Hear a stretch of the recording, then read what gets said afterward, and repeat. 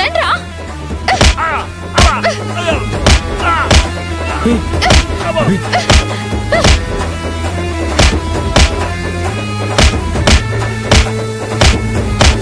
ఇదేంటి అభి ఇలా దెయ్యం పట్టిందల్లా కొడుతుంది?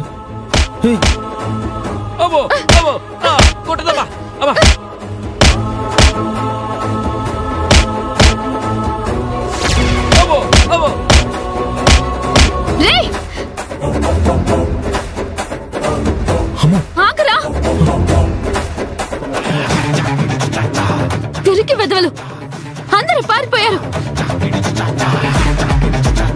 రౌడీలేంటి అలా పారిపోతున్నారు? అసలేంటి సంగతి? మగాడికి ఆడ పిడికిలి దెబ్బ ఎలా ఉంటుందో రుచి చూపించాను. డోసు పెంచక ముందే దేవుడో అనుకుంటూ అందరూ పారిపోయారు. చాలా సుకుమారంగా ఉండేదానివి హఠాత్తుగా రౌడీలా మారిపోయావేంటి? మంచిగా ఉంటే ఈ కాలంలో ఎవరూ మంచిగా చూస్తున్నారులేండి, ముంచడానికే చూస్తున్నారు, తాళి కట్టిన భర్తలతో సహా.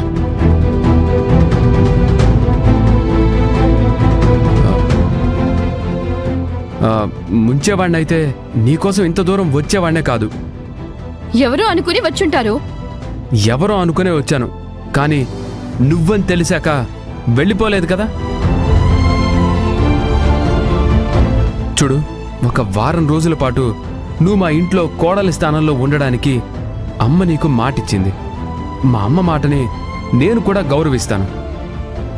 అందుకే నువ్వని తెలిసాక నేను వెళ్ళిపోవాలనుకోలేదు. పద, మన ఇంటికి వెళ్దాం.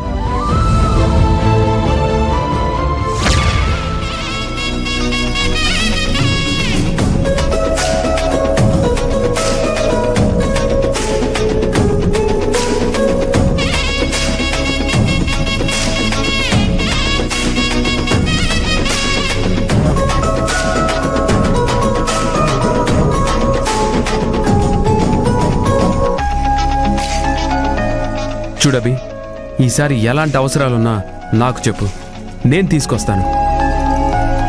అంతేకాని అనవసరంగా బయటికెళ్ళి లేనిపోని సమస్యలు కొని తెచ్చుకోకు.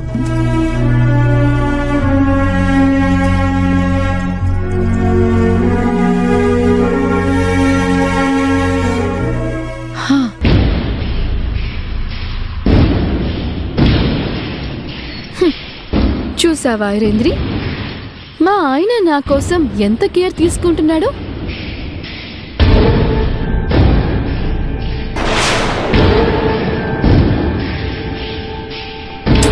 నాకు ఏ కష్టం కలగకూడదని ఎంత ఆలోచిస్తున్నాడు. ఈరోజు ఎలా నా చెయ్యి పట్టుకొని రాహుల్ బాబు ఈ ఇంట్లోకి నన్ను తీసుకొచ్చారో అదే విధంగా మీ అందర్నీ కూడా మీ మెడలు పట్టుకొని ఈ ఇంట్లో నుంచి గెంటేయడం ఖాయం.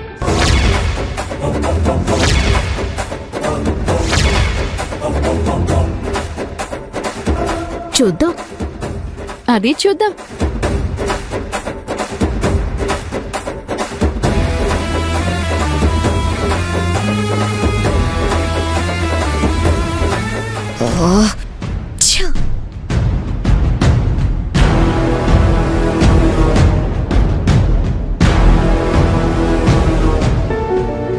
ఈ ఫైల్ ఎక్కడ పెట్టాను?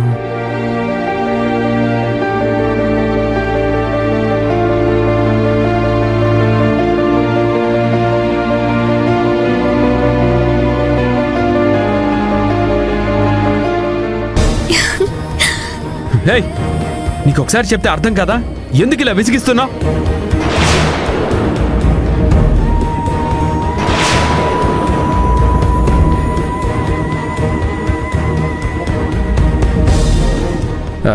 కేతనా, నువ్వా?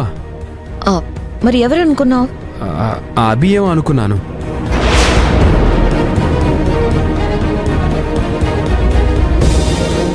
ఈ మధ్య నన్ను ఒకటే ఇరిటేట్ చేస్తోంది. అందుకే అభి అనుకొని ఆ కోపంలో అరిచాను.